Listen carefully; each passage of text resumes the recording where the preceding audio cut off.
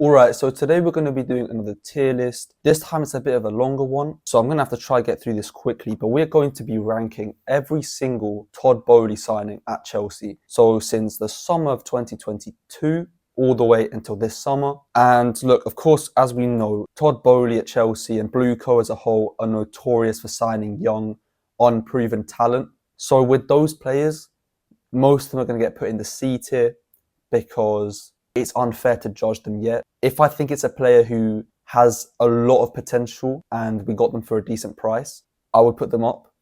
And if I think we spent a bunch of money on some guy who we're not even going to make profit on or haven't made profit on, I'll put them in D. But let's get started with Raheem Sterling. Now look, I said I was going to go through this quickly, but let me just say a few words on Raheem Sterling.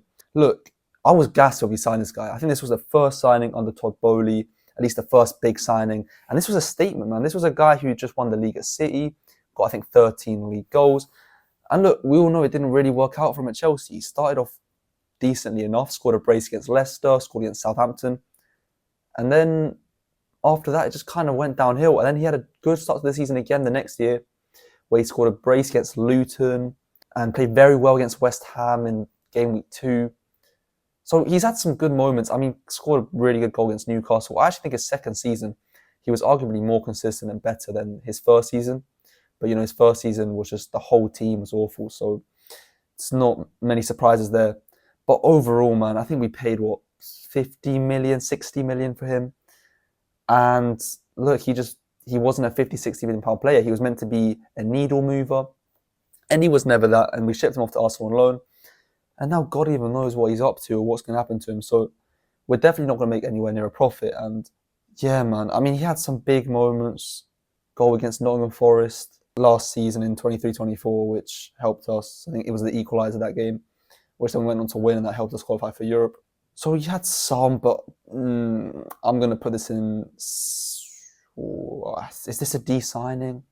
D seems a little harsh, you know. D does seem a little harsh. I'm going to put him in C, and then we're going to see where other people go, and then I might move him down towards the end. But next we got Carney Chukwuemeka, who we signed for about 20 million from Aston Villa. Really, you know, highly touted youngster. And again, it didn't work out at Chelsea. He's been on loan at Dortmund this season. Last season, it looked like he was finally breaking into the squad under Pochettino, scored a brilliant goal against West Ham, in the second game of the season, then got injured. We lost that game. He was out for months. Came back, wasn't in and around the squad so much, scored a goal in the FA Cup. But look, overall, this is going to go in D. I think this is going to go in D because, look, we spent a lot of money on him. And I don't see a way into the squad for him anymore. And then next, another player who I think is going to go in D is Cesare Caicedo. Now, look, Caicedo, another player who we signed young, and who was also really hyped about in the media, was a player from Inter Milan. He was so good in academy football. He was decent in our academy as well, but never made it to the first team. Went on a couple loans, Reading, Leicester, in the Championship, but in the first team, he only made a few appearances off the bench, so I can't place him high. And I think we sold him in January to some Italian team, but I don't think we made any profit on him, so it can't go higher than D, unfortunately. And look, next we got potentially another D. It's Kalidou Koulibaly. This window really wasn't a great one for Todd Boehly and Chelsea. And look, Koulibaly for me was a player, again, I was so hyped about because it was fixing a position which we needed to fill in, which was centre-back, because obviously Rudiger was leaving. Christensen left that year as well. So we really needed to get a big name to fill that role. And Koulibaly seemed like that. And look, he didn't, help with that after that first goal in his first game against Tottenham, which was an absolute beauty. So we all thought he was going to be the next Rudiger, or the next big centre-back at the club who really led the team. And it didn't help as well that he wore the number 26. I'm pretty sure he wore the number 26 from John Terry. So look, unfortunately, he's going to have to go to D. Got sent off against Leeds. Had some bad performances, man. I think he only scored 2 goals. Not that it matters for a defender, but yeah, man, he's going to go in D as well. I think we only spent like 30 mil, and I think we actually may have made some money back. I don't think it was profit, but we sold him to Al Hilal. But yeah, man, it's D. But look, another player next who I would have probably put in D this time last year, or C maybe. But it's Marco Correa, who now has completely changed, the way he's seen, not just with Chelsea fans, but just in football, with football fans in general, because now this guy's seen as one of the best left backs in the world. So, when he first joined, was it like 60 million? It was a ridiculous amount of money from Brighton. And that first season, of course, it was poor for everyone involved, but Cucurella really wasn't great, and he didn't even manage to get ahead of Chilwell when Chilwell was fit. And the next season as well, he started to get into the team around the end of the year on the Pochettino, started to show some good signs, but also had some bad moments, like when he got absolutely melted by Kai Havertz in the 5-0 loss to Arsenal. But look, this last season, he's been absolutely unbelievable, and I think he started to repay that figure that we spent on him. Started becoming a goal scorer as well, which he never used to score goals. I think in his first 2 seasons, he scored 1 goal in his first 2 seasons, which was in the FA Cup against Leicester, the same that Chukwuemeka scored against. And this season, it's completely been different. He's been coming into the box, scoring with his head, scoring with his feet. I think he had 5 league goals. And yeah, man, some of them were really huge goals as well, against Leicester, which was an absolute beauty. That won us the game. Against, who else did he score against? Wolves, which was a close game that really helped us out there. And United as well. United, of course, which helped us, have top 4, top 5 qualification in our hands for the last game of the season. So yeah, I'm going to put him in A because he's been absolutely outstanding this last year. And I know you can say, does that justify the first 2 years? I would say so to an extent because, better late than never. And he's had a brilliant turnaround for me. And he's made that left-back position himself his own. Now, next up, we have got Pierre-Emerick Aubameyang. Now, when we signed him, again, it was a position which we needed to improve on. Lukaku obviously didn't work out the season prior. Werner was on his way out the door. And who else did we even have as a striker option? Really no one else except for maybe Kai Havertz could play up top. But it did not work out. He looked decent on the first few games under Graham Potter. He scored against Palace, his only league goal that whole season. And he scored 2 goals against AC Milan, funnily enough, in 2 games in the group stages. But yeah, man, that was that. And to be honest, he barely ever played after that. Maybe he could have done better if he got more game time, but it just seems as though Potter and then Lampard just didn't trust him or just didn't want to use him at all. So he's going to go in D, unfortunately. There's a lot of Ds right now. Let's hope it improves. Wesley Fofana. Now, this is a player who is such a good centre-back when he's fit. But that's, to be honest, it's not when he's fit, it's if he's fit. Because this guy has definitely missed more games than he's played since he joined. Played no games in the 2023-24 season, I'm pretty sure. I don't think he played a single game that season. And look, although this season, I think was the season where he played the most games out of any season, or maybe similar to his first year, injuries again. He was out for pretty much the whole second half of the season, the last third of the season. And this hurt us because centre-back was a position which we really needed to strengthen on. And his absence meant that we had to recall Chalobah. And although Chalobah, in my opinion, has done well since he came back, you really would ideally have the players who you bought to be in that position there. So unfortunately, Fofana, for me, is going to go into C because I think he still has time to prove himself. These guys in D are either out or on their way out. But Fofana, for me, has some time to rejuvenate himself, but it's not looking good. And it needs to happen sooner rather than later because it's been 3 years now. Next, we've got Gabriel Slonina, who was quite cheap. I don't think we spent much on him. He's an American goalkeeper. Sent him out on loan to Barnsley this season where he started off very well, but we had to recall him because we had some issues with goalkeepers. Was Barnsley this year or the year before? I think he was loaned out to Barnsley this year for a bit. But look, I'm going to put him in C again because he's still here. We haven't made profit on him. We haven't not made profit on him. But I don't see a route to the squad with him because now with Mike Penders coming in and, him being really highly regarded by the board, I don't see a way for Gabriel Slonina into the squad, but I'll give it a C. And next we've got Dennis Zakaria, which was a loan. I'll put him in C. It was a loan. He didn't play, to be honest. Scored 1 goal against Dynamo Zagreb. Had a good performance against City. But it's a C. Mikhailo Mudryk. Wow. What a sad story with Mudryk, man. I mean, this guy really was meant to be the next Hazard after that performance against Liverpool. And then getting given the number 10 the next year. it was all meant to be for Modric. And I actually think he had a pretty decent second year on the pitch. I think he was actually very solid that season. With the stats weren't great, he was very, very good. Scored a brilliant goal against Newcastle, nice goal against Forest. His first goal was good against Fulham. That goal against Arsenal as well, to make it 2-0. We thought we'd won it after that. I mean, those are some moments that he has given us. And then obviously scored a lot of goals in the Conference League this year. But unfortunately, guys, this is going to have to go in deep because the money we spent on him, £60 million.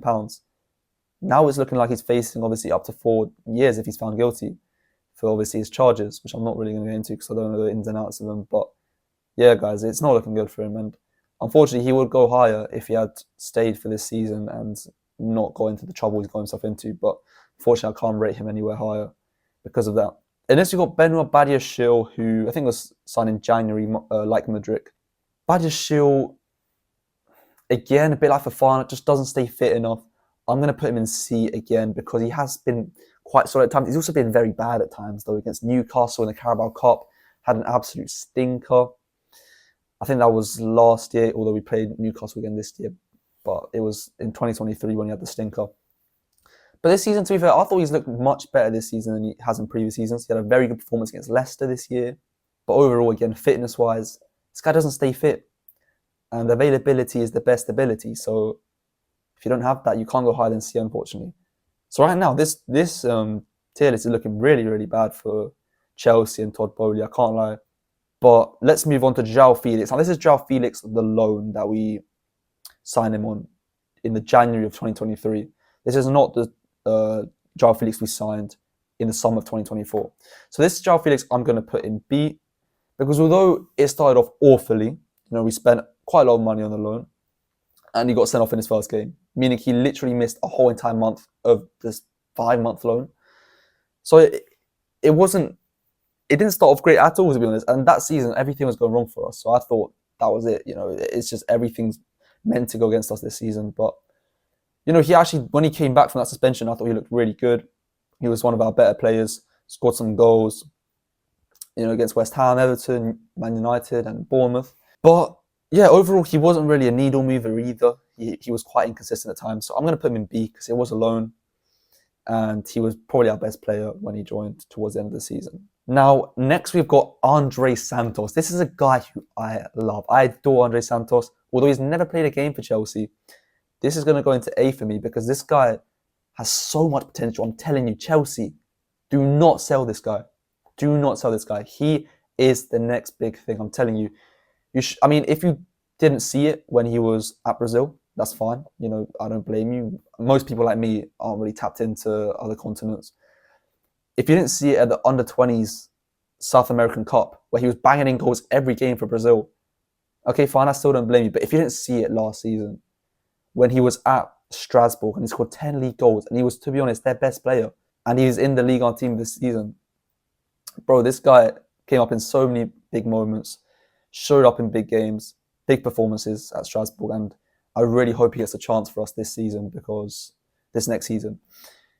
Because, yeah, this is a guy who I want to keep and will be very useful for the rotation in Champions League games and league games and cup games. So we need to keep him. So A for him, because I think he's got a lot of potential. Noni Madueke is a player who, again, we signed in January. And look, I've had my critics of Noni Madueke. I've also had my fair share of giving him praise. Because I think that's who he is. He's a player, he's a winger who can be very good, can be very effective. But the problem is he won't always do it. And I think his last 2 seasons have been pretty solid. This season, he did not have the step up that I would have liked him to have. Although I think he did have it last season in 23-24. He definitely stepped up from the season before. He actually made himself, main staple in the starting lineup on the Pochettino, scored some very good goals, had some very good performances. But, overall this season, he's kind of living off that hat-trick against Wolves, guys. I can't lie. If he didn't score the hat-trick against Wolves, he'd have, I think, 4 league goals and not much else to show for. Yeah, honestly, guys, Noni Madueke this season has been quite frustrating to watch. So I'm going to put him in B because he has been one of our better wingers. You don't just get into the Chelsea starting lineup by being, a bad player. He definitely has to be above a category above Sterling and Wes and these guys. So I'll put him in B. But, if you'd asked me last season where I'd like to see him by the end of this season, I would have said I'd like for this guy to be an A because that's really who we signed him to be. So nothing higher than B, nothing lower than B either though. And next we've got David Datro Fofana, who is a guy who I was gassed for when we signed. Because 2 reasons. One is because he's a Football Manager legend, and I'd use him on Football Manager actually for Chelsea, and he banged the goals in. I know that's not really a good indicator, but come on, like FM legends in real life, when your club signs them, you get gassed. And then also because he came from Molde. I don't know how to pronounce it, but he came from Molde, which is a club in Norway, which is the club that obviously Haaland came from. And they have similar sort of character types, sort of ways of playing, play styles, very physical, very fast, decent finishes. But look, never happened again for him at Chelsea. And now I don't even know what he's up to. He's still at the club, but he played a few appearances in his first year in 2023, went on loan to somewhere, then Burnley, I think in January, went on loan. Actually did a few, had a few moments at Burnley, scored a few goals, I think he scored a brace as well, last minute, equaliser, winner. But look, this is going to go into C, because I don't think we spent much money on him. And we'll probably make our money back, whether it be loan fees and the selling thing. But look, there's no way into the squad for him, unfortunately. Actually, in fact, I'm going to put him down to D, because for me, he's quite a lot like Chukwuemeka and Caicedo. And in fact, I think Caicedo and Chukwuemeka have probably done more for the club than Datro. So Datro, although I hate to say it, he's going to go in D because he just hasn't been given the chance, or just, hasn't. Well, I thought he had some good cameos on the Potter. Just didn't happen. Malo Gusto. Now, Malo Gusto is a player who was probably my favourite player during his first season in 23-24. But now, unfortunately, he might be my least favourite player. And this is the thing, I love all Chelsea players equally. Like, I will support every Chelsea player when they're on the pitch. But after the game, when I reflect, this season, every game Malo Gusto has played, I look back on the game and I'm like, Malo Gusto, you were one of our weaker points. And I know it's the whole inverting role that he's not used to, and he can't play Maresca's style. But if you can't play Maresca's style, unfortunately, that's a problem. And look, I'm going to put him in B because he was so good on the pitch, that I cannot ignore that season. Was so monumental to our success that season. Success, obviously, whichever way you want to look at it. For me, success was qualifying for Europe. He was monumental for that.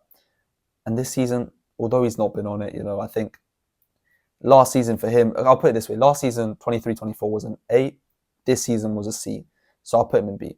Because I think he still has a place in the squad for him, but he just needs to step up his performances to secure that. Now, look, next we've got Enzo Fernandez, who obviously there was a lot of talk around his price tag. There still is a lot of talk around his price tag. And, in his first half season, of course, people criticised him because Chelsea were doing bad as a whole. But his next season, his critics kind of stepped up a little bit because he was very inconsistent in his second season, although he started getting on the score sheet a lot more, started, taking on that captain leadership role to an extent. It still wasn't great and it wasn't living up to the transfer fee. But this season, he's really stepped it up. And I really do like Enzo Fernandez now. He's still got his critics. He still has his bad performances. But he's, much like a Correa, he's popped up in so many big moments when we've needed him. And he's added that extra, end product to his game, which he didn't have before, which has been really, really useful.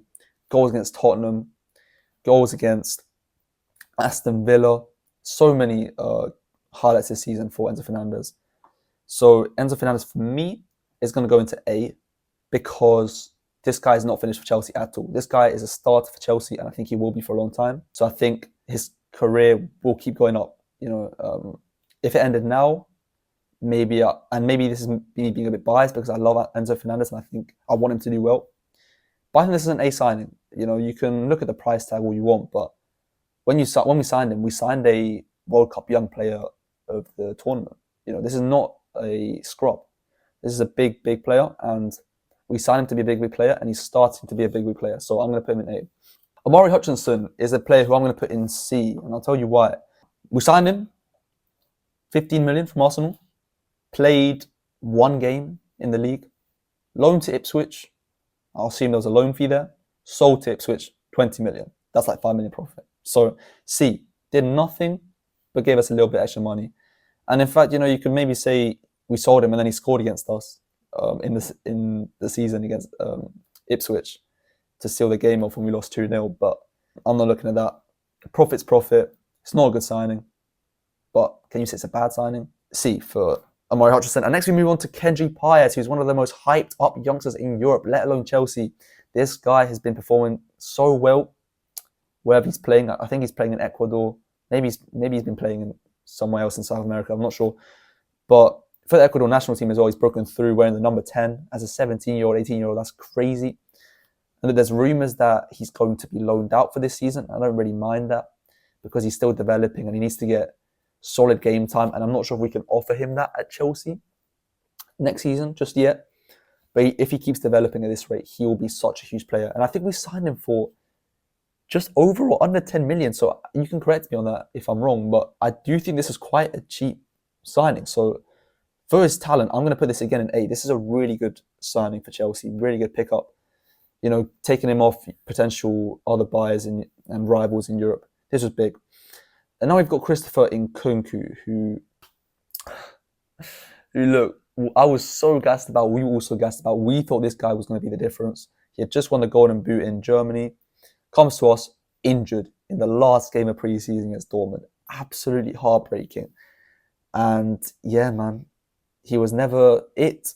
You know, he came back towards the end of the season, scored against Brighton, scored against Liverpool, scored against Wolves, and then that's about it. And then this season started off well because there was this whole thing that he was our top goal scorer, you know, for the first few months. But it was all Conference League goals. It was all League Cup goals. Bro, Christopher Nkunku for me is going to go into the... Has he had any big moments? Has Nkunku had any big moments? Bro, honestly, this is a de-signing again. This is a de-signing. He hasn't done anything for us. And he's been so frustrating to watch at times. So frustrating to watch because we know you're a good player, but there's just no role for you at the club. And we spent quite a lot of money on him. So, unfortunately, he's going to have to be sold. Probably will be sold. And he's a de-signing.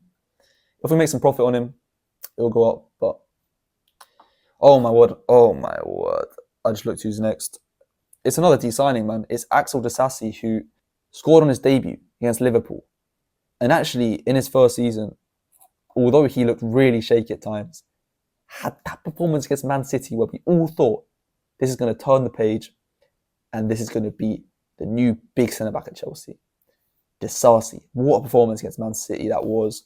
Deserved to keep a clean sheet, kept us in the game, alongside Colwill, alongside Gusto, who had another good game there.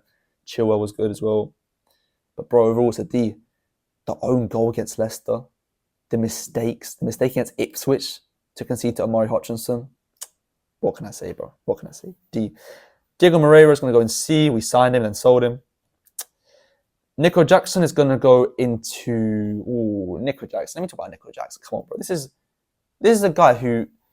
We can disrespect him all he wants. Obviously, right now, his whole image is not good. He's just got 2 red cards in the space of playing 3 or 4 games. It's not good, man. And he might be sold. He might not be. But either way, I don't think he's going to ever be the starting striker like he has been. But although, you know, he's also had some good moments. We have to acknowledge that 14 league goals in his first season, actually very good. Very, very good. And following that up with another double-digit scoring season, with 10 this season. Had some goals against Liverpool. Had some goals against City. Who else has he scored against? Hat-trick against Tottenham. Scored 4 goals against Tottenham that one season as well in the 2 games. So yeah, he's had some good moments. He's obviously had some bad moments. He's probably not the right man to lead the line for the future. But Nico Jackson, bro, it's been a ride. We backed you all the way. If this is it, it's been a B signing for me because we cannot forget how many chances he's missed, how many moments he could have killed off games and he didn't. But we also can't forget how many times he also did kill off games and he also did take his chances. You know, I'm talking about goals against Brentford, goals against Everton, goals against West Ham, where he does take chance that he gets and does, you know, get us the win. Goals against Luton, Burnley, yeah, no, he's had some good moments. Let's not deny that. Goal in the Conference League final, let me not forget, where he also then, like, that was the epitome of Nicholas Jackson, scores a goal and then misses a chance to kill the game off when he's 1-on-1 with the keeper because he just takes a heavy touch and passes it to Adrian. So B for Nicholas Jackson because he was also quite cheap. Next we got Angelo Gabriel. C, again, signed him for like 20 million, sold him to Saudi for like 25 million. You could call it a decent bit of business. You know, I would agree with you. I don't think there was a place in the squad for Angelo Gabriel. I don't think he had a good enough loan spell at Strasbourg. But another FM wonder kid who I'm sad didn't, go on to be the next thing, but we made some profit on him. David Washington, bro, this guy, I feel bad for this guy. Where is he at now? This guy used to always make the sickest pre-match Instagram posts on his stories. He used to the whole fan base used to love him. He used to get 5-minute cameos at the end of games during Poch's time. But, bro, this guy's never going to play a single other game for Chelsea ever again, I don't think. And I don't know how much we bought him for, but if we sell him for half, that would be decent. He's going to go in D, unfortunately. David Washington, bro, I love you. But there's no way into this team for you, unfortunately, I don't think. Now we've got Petrovic, who obviously was a keeper we signed from Chicago Fire. Was it Chicago Fire? Chicago Fire, I think, was actually Slonina. But we signed Petrovic from America. And he had some very good moments in his first season. Those penalty saves against Newcastle in the shootout. And actually took the number 1 spot from Sanchez for a bit. And then we loaned him out to Strasbourg. And now it's looking like we're going to sell him. But he had a very good loan spell at Strasbourg. And, if we do sell him, we'll definitely make profit on him. So that's going to definitely be a factor. And he had some bad moments in the season at Chelsea. He had some good moments as well, obviously, like I said.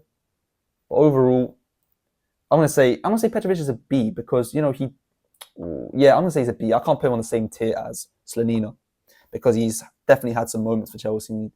Definitely, could still have moments for Chelsea. If we do keep him, he could definitely challenge for the number 1 position. So, Petrovic for me is a B. He's been a decent signing, with all things considered. Now we've got another goalkeeper, Robert Sanchez. And look, there's so many different opinions with this guy. You either love him at times or you hate him at times. And look, I think there's been more times where we've hated him, to be honest, during both seasons, especially the start of this season. Bro, the start of this season, the mistakes he was making. Wolves, City, bro, I could go on. I can't even think of them off the top of my head. I've tried to probably filter them out. The giving away penalties against Bournemouth. To be fair, he saved that one, so can't hate him too much. But again, he's had some good moments. Like a lot of these players, bad and good moments. The good moments, keeping so many clean sheets at the end of this season to get us to top 4, where he was actually very good, very monumental. Leicester, United, Nottingham Forest, he was very solid. So yeah, man, he's had some good and very bad moments. You lot might hate me for this, but I'm going to actually put him in B because I don't think he's been that bad of a sign. We didn't spend him for a lot. I don't think he should be our number 1 going into the next season. I would rather get a Mainan. But look, bro, he's not been the worst. At times, it looks like he has been. But we've got 4th place in the league with this guy as our number 1. He's had some good moments. Some saves, guys, that he's made. That save against Nottingham Forest, I think it was from Nico Anderson, who just blasts it at him. Full pelt, 93rd minute of the game. Just saves like it was nothing. He's got amazing reflexes. He's a great shot stopper. His weaknesses, though, sometimes his distribution, sometimes his lack of concentration, does hurt him a lot. So he really needs to focus on that. But if he can fix up, I think he can be a good goalkeeper. I don't know if he can be a good goalkeeper at Chelsea anymore. I don't know if that train's passed. But look, the directors always say they trust him. They're always coming out saying this and that about him. So look, I think there's something there for Sanchez, definitely. I think B. And next we've got Ugo Chukwu. Again, I'm going to start going fast through some of these. I don't see a path into the squad for Ugo Chukwu. Although he was decent when he played in his first season. We spent a lot of money on him, I remember. This is going to go into C because... C or D. I think I'm going to go in D, unfortunately, with Ugo Chukwu because much like a lot of these players, spent a lot of money on him. Hasn't played much. And we haven't sold him yet, but it doesn't look like we're going to make a profit. So I'm going to go in D, unfortunately, because again, I don't see a way back into diversity for him. The midfielders we've got are better. The ones that are ahead of him are much better than him. Like Romeo Lavia, who is going to go into A. Now look, listen to me. I know he's barely played, and I know his availability is bad. But look, this guy is so good. Do not give up on Romeo Lavia. Do not give up on Romeo Lavia. Now look, if he can stay fit next season for 28 to 33 league games, that to me is a success. Because first season, he played like 2 league games. And those were like sub. It was bad. He was injured the whole season. Like a lot of these players. Wesley Fofana and Kunku. That was actually a really bad season for injuries. I feel bad for Pochettino. But this season, he's actually made quite a few appearances. I think he's made around 15 league appearances. Maybe a bit more, a bit less. But some of those performances, bro. What? This guy's unbelievable against Tottenham, Liverpool. Those 2 Liverpool performances. I think he played in the second game against Liverpool as well, the home game. Yeah, A, bro. A. I think this guy's got so much potential to be just amazing. And I hope he does become that. Moise Caicedo S. I don't want to hear the price tag. I don't want to hear the transfer fee. I don't want to hear the mistake against West Ham. I don't want to hear the mistake against United. This last season, this guy for me has been the best CDM in the world. Call me biased who you want. Also, someone has to go in S here. The next person's also going to be going in S. But look, this guy is so good. I don't care if you say you never spend this on a CDM. You're not Chelsea. You're not Todd Boehly. You don't make the decisions around here, bro. You're not that guy, pal. So, Moise Caicedo says, what a player. I absolutely love this guy. He hasn't had a single bad performance this season. He's so good. And next, Cole Palmer, S, instantly as well. I don't want to hear that he's had a bad last 5 months. They haven't even been that bad. He just hasn't scored. Yeah, he looks like he lacks confidence. Yeah, he's not been as effective. And yeah, he does have to fix it up. But 20-something goals in his first season, 15 goals in his second season in the league. Those numbers don't lie. And the performances, 4 goals in the half against Brighton, 4 goals against Everton, the hatch against Man United, the performance in the Conference League final. Bro, I'm not going to keep on listing because we'll be here forever. So Cole Palmer's an S. And he was also quite cheap for his ability. Tosin Adarabioyo. I need to make sure I get that right because it's quite a tough one. Tosin Adarabioyo is going to go into A. Crazy. I know he's above Madueke. He's above Gusto. He's above Jackson. Why? We signed him for free. And money for me matters a lot because the amount of money we spend on some of these players for them to not play at all. This guy, Tosin, he's been so good in terms of his availability this season. And when he's played, he's been really solid. Against Nottingham Forest last game of the season, so solid. And I've really liked him. And he's been happy to sit on the bench at times. And then when he has to come in, he's more than happy to do the job. So Tosin for me has been a very good success. Definitely going to be a part of the squad in the future. And he's an A. Although I don't think he can be a starter like consistently when everyone's fit. He's been a very, very good signing. Jadon Sancho, again, a loan. I'm going to put him into B because it was a loan. We paid $5 million not to get him permanently, but think of it as a $5 million fee for a 1-year loan. But he had some good moments. Tottenham goal against Ipswich to equalise.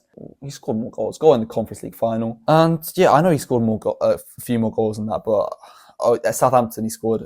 Yeah, I'm going to put him in B because he did his thing. I remember he got like 4 assists in 4 consecutive games when he first joined. So he had some good moments for us. And it was a 1-year loan. We didn't make it permanent. Maybe the right decision, but it's still a decent loan spell. And next we've got Mark Guéhi, who is a player I'm going to put into B because, again, I do see a path into the team for Mark Guéhi. We've got striker issues. And he's a guy who, when he's coming, he's very lively, can play in cup competitions. And I think the loan he's going to have at Ipswich, I think that could do him a world of good. I think he can come back a complete different player. And yeah, I think he can be very, very solid. Caleb Wiley is going to go into the D for me. He's a player who a lot of our fans mock and say they don't know who he is. A bit disrespectful, guys. Come on, man. It's a bit disrespectful. I mean, I know who Caleb Wiley is because I keep track of our signings. And I keep, obviously a lot of attention onto who we're signing and our loans and all this stuff.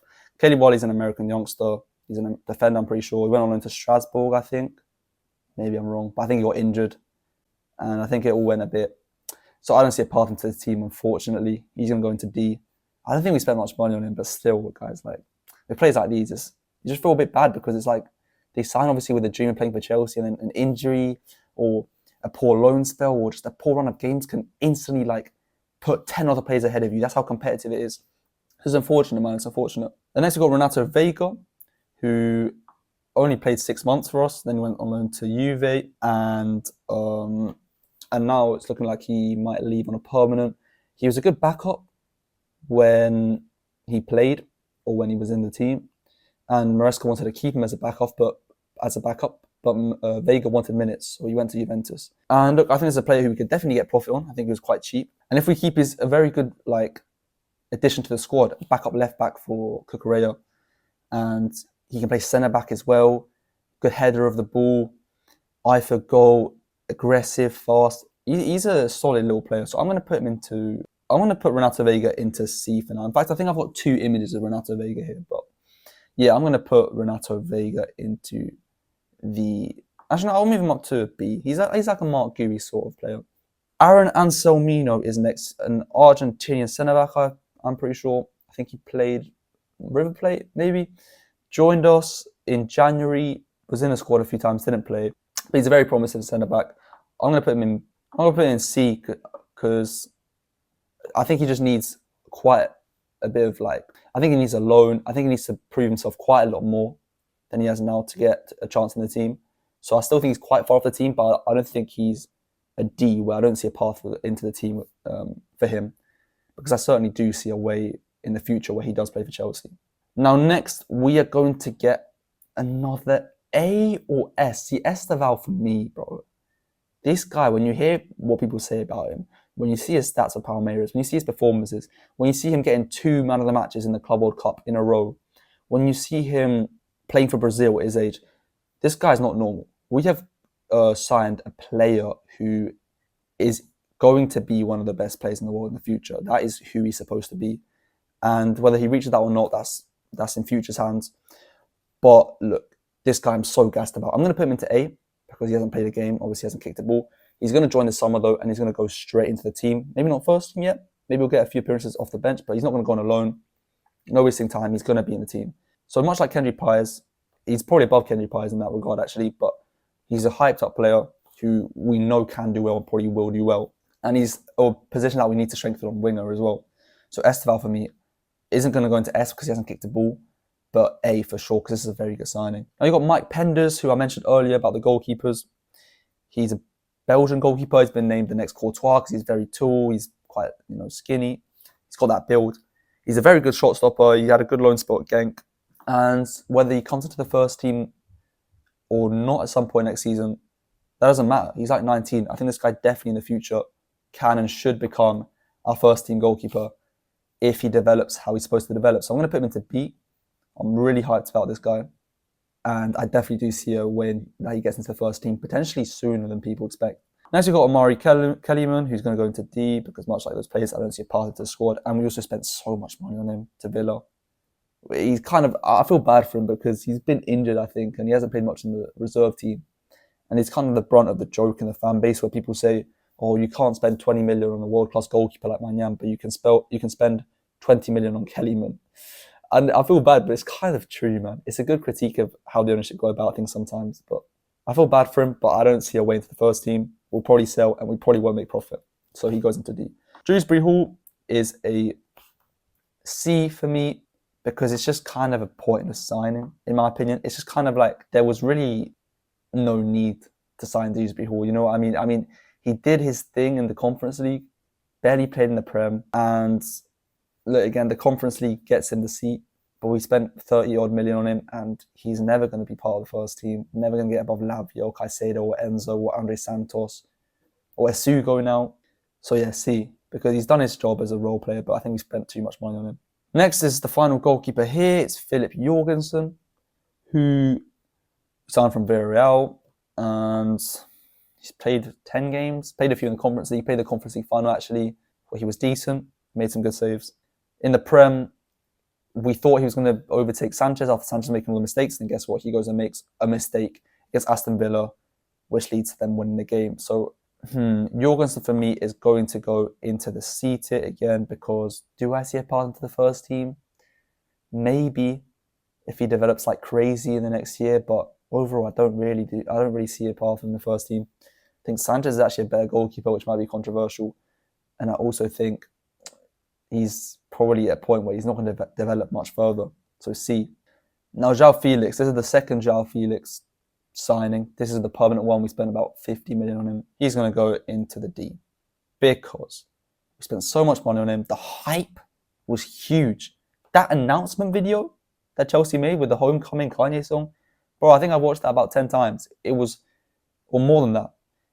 I was so gassed, bro. This is a player who obviously I loved during the loan spell, but when he came back, look, it was just so tough to get into the team because his preferred role is obviously behind the striker, and that's Cole Palmer's preferred role. So you can't expect to be there, and I don't know why we signed him, to be honest. It was a bit of a useless signing. Obviously started well, got a debut goal against Wolves in the league, but that was his only league goal for us. Scored again a few in the Conference League, like a lot of these guys, but it doesn't really matter. And then went on loan to Milan, and now he's probably going to leave on a permanent. So João Felix is a D, unfortunately, because I was so gassed to have this guy back. Now you've got Neto, who has quickly become one of my favourite Chelsea players. From his goal against West Ham, to his last-minute win against Fulham, to his goals now in the Club World Cup. This guy's been getting better, I think, game on game. goal against Arsenal earlier on in the season. This guy's popped up in big moments, and he's been one of our most consistent wingers this season in a position which has been very inconsistent. So I think he's probably the best winger at the club right now, and I think he starts most games next season. And I really do like him. I think he's a very, very good player. I'm going to put him into B because it's only been one season. We spent quite a lot of money on him, so I'd like to see more, but I do think we'll get more. So this is a B signing. And next we've got Matthias Amagu, who I think we signed from Saint Etienne, and I think he's made like 2 appearances. I'll put a C because again, is a player who I kind of see a place, but again, it's such a congested role in the squad, the CDM, CM position, that I don't know if I see him. So I'm going to put him in C for now because it's only been a few months. But again, bro, this is kind of like one of those ones which is like, did we need him? Anyways, this next guy is Dario Essugo. No, there's 2 left. One of them is Dario Essugo, the other one's Mamadou Sarr. Mamadou Sarr is a centre-back. We signed from Strasbourg in January, and he just joined this summer. I can't lie, I have no idea who this guy is. All I know is that me and my friend laughed about him being the next Malang Sarr, because obviously same last name. First name starts with an M. We know what happened to Malang Sarr. Very hyped up French centre-back, and then wasn't great. But Mamadou Sarr, look, he's got the body type to be a centre-back. He's quite tall. He's also quite lanky. He fits that kind of build that you want in a modern ball-playing centre-half. So I do see a way into the squad. Again, these guys are now the signings we're making this summer, so they haven't played any games. I'm purely judging this on future and context. But I'm going to put him in a B signing because I think this is a solid signing for the future in a position where we're definitely going to need cover in the future with the Sarsi and Badashile probably leaving, Fofana potentially leaving. This is a guy who, we're going to need to have players like him there. So Mamadou Sarr for me goes into the B tier. And then you've got Dario Essugo, who is again one of those CDM players in those positions, but he is a very, very good player. I think we signed him from Sporting, who, for me, does definitely have a future in this squad. It may not be as a starter very soon. Maybe he could. This is the thing. Like right now, you've got so many players who are so young. It's just going to have to be who develops quicker, and you can't predict the future. So I can't predict whether he's going to be a starter or not. But I'm going to put him in B because certainly at least he can be a very good role player, rotation player, and he's already started to get some minutes in the Club World Cup. So for sure he can be an important player in the future. And then we've got Liam Delap, who I'm going to go ahead and chuck into the A tier to end off the tier list because we need a striker.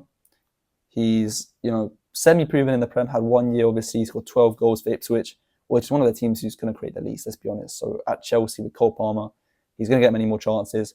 He already had a good chance against Flamengo in the Club World Cup, and he got an assist, very good assist against LAFC when he came on. So I'm going to put him in A because I do expect good things of Liam Delap. I think he's got, again, that build for a striker, very aggressive, sometimes too aggressive. And he's got a really powerful shot as well.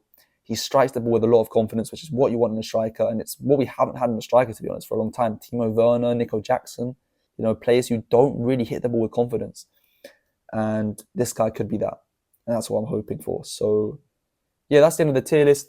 Let me know again. Obviously, so many players here, so you're probably going to have many different opinions. But let me know who you agree with, who you don't, who you'd put higher, who you'd put lower. And I'll see you guys in the next video. To be honest, I don't have many ideas. So if you want to comment anything, then let me know because obviously it's the end of season break. Now we got Club World Cup going on as well, obviously. But really, I'm quite dry for ideas right now. So I'll probably just be rinsing the tier list, to be honest. But let me know what you want to see. And I'll see you later. Have a good one.